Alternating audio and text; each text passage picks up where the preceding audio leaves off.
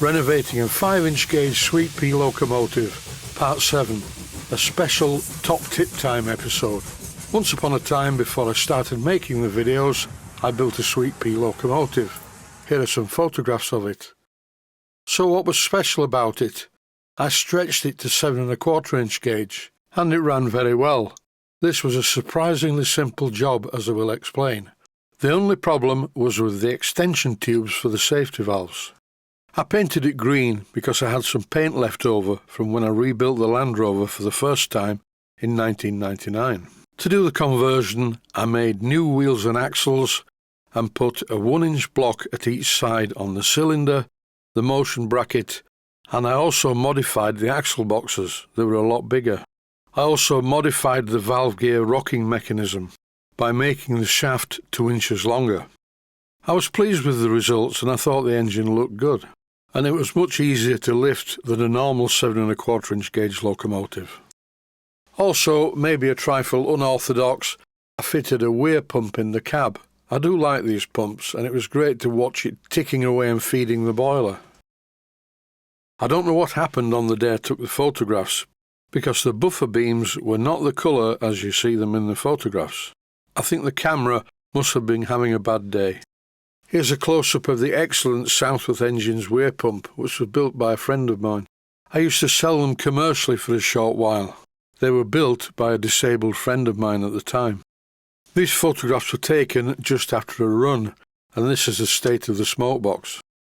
As I mentioned earlier, it ran very well, but the only problem that I had was the constant shower bath from the pipes going from the safety valves and through the roof. A lot of these type of engines had the safety valves in the cab, and obviously the steam couldn't exhaust into the cab, and the steam was piped away through the roof. But there was a problem with this, which I'm also seeing evidence of on the Sweet Pea I'm currently working on. And here it is on the bench running on compressed air. It runs very well, some of the parts are worn. If you're following the series, you will see the work that I've done so far on this engine. It's going to be a really good example when it's finished. Both of these Sweet Pea locomotives ran very well. This one is standard 5-inch gauge. If you look at the photographs and then look at this, you'll see how different they are. But what they both had in common was the problem with the safety valves. It got so bad with the green one, giving me shower baths every time it blew off, because the water condensing from the constant small amount of steam coming from the safety valves eventually filled the tube, and when the engine blew off, all of the water went up into the air and came down on me. That's because I made an adapter for the pipes that had a couple of O-rings which made them watertight. Here is the other option: don't use any O-rings. Then the excess water runs out of these safety valves all the time. This does two things. The limescale in the water makes a mess on the safety valve and down the side of the firebox. And on this particular engine, it badly rusted the cab foot plate on the right-hand side. Here I'm removing one of the tubes to see how it fits on the safety valve. I'm going to fit a couple of drain pipes to pipe away the water, just like you can see earlier on in the photograph of the green engine. First of all though, using some WD-40, I'm cleaning up the general area around the safety valves. You can see all the limescale on the whistle valve that passes close to the safety valves. After a wipe with some WD-40 and a piece of kitchen roll, it's looking a whole lot better. Let's have a close look at the safety valves. Over the years since 1987, quite a lot of water has run down these safety valves and down the firebox onto the floor of the cab. These are the safety valve washers, and they are very badly stained with the limescale deposit. I could have put these safety valves in the acid bath, which contains Kilrock K kettle descaler. Not as severe as sulfuric acid, but it does the trick. But I wasn't in any rush to go up to the workshop because it was about 4 degrees below zero, and for England that's fairly cold. In the end, I used my Myford lathe in the smaller workshop to clean up the safety valves. They're looking a whole lot better. Next I lightly clamp the tubes in the chuck of the Myford lathe, and I'm using wet to dry sandpaper to clean them up, particularly around the area where the lime scale is. I finished off the job initially using some blue abrasive scouring pads. I'm going to need to silver solder some parts to these to make them fit on the safety valves, but I haven't made them yet. I repeated the process for the second tube. I'm running quite a lot of this video at a higher speed in the video editor, just to get through it. These were originally varnished, but over time that had chipped and looked unsightly, so I returned the tubes to bare metal with the process that I've just described.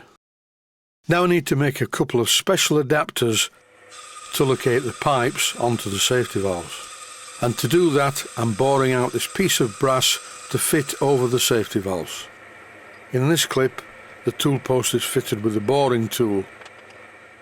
Once the tool has gone through the work, I don't adjust anything, I just put the traverse in reverse and let the boring bar come out of the work. This does two things: it gives a good finish and it sweeps away quite a lot of the chippings.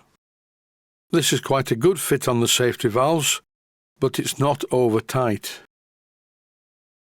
This piece of now brass tube is longer than I need it to be, and here I'm cleaning up the end to make sure that it's at 90 degrees. I don't want it to be quite as thick as it is, so I'm removing some metal from the outside now.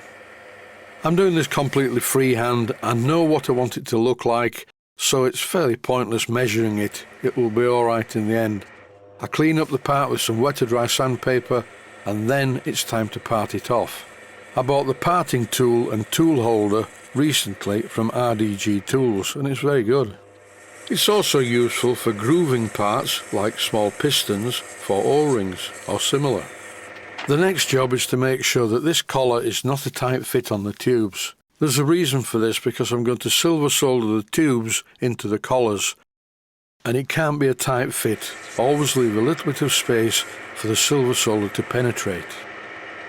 I chamfered what's going to be the top part of each of these collars.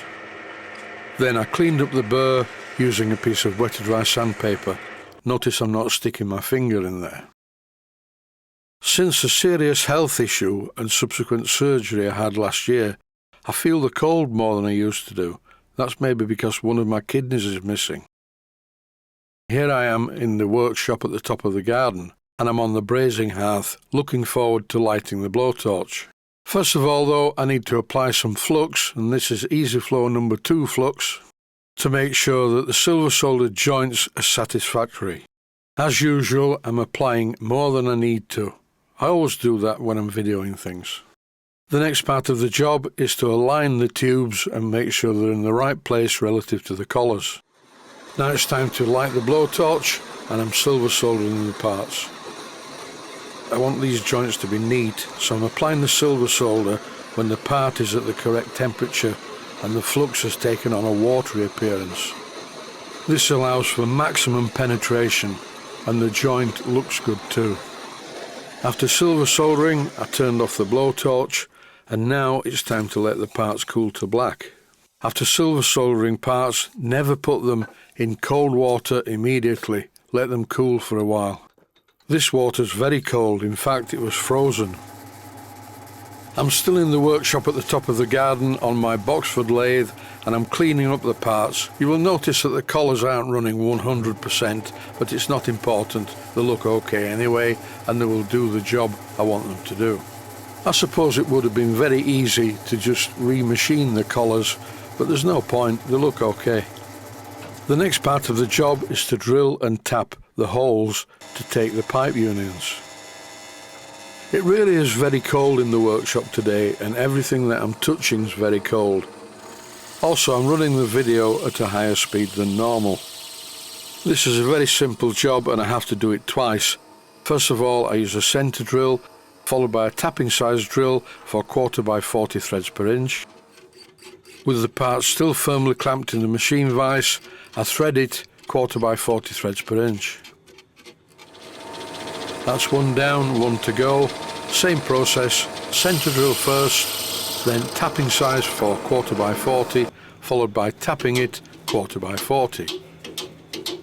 Sorry about the image moving about, it's the drilling machine that's moving, not the camera, and it's not me shivering. Both of the parts now look like this. I've fitted the pipe unions and some nuts and union cones. I need some very small diameter O-rings, these are a little bit too thick. Although in retrospect they probably would work okay. Here you see the principle. Originally the tubes just sat on top of the safety valves. Now the whole assembly sits on these O-rings which sit on top of the safety valves. Now all I need to do is make two pieces of 3/16 of an inch diameter piping to go all the way down from the safety valves through a hole in the cab floor so that the water can be dispensed with without getting a shower bath or making the cab rusty. Here's the top view. They're not perfectly the same length, but that's not my fault, that's the way they were made. This will be perfectly fine, and that's it for now. Stay safe, stay healthy. Thanks for watching, and I hope you found it useful. Please take the time to visit my Mainsteam Models website and click on the section of the website that says Video Playlists. And by doing that, you can find other videos that you may like to watch. And by using the playlists, you can actually watch the videos back to back.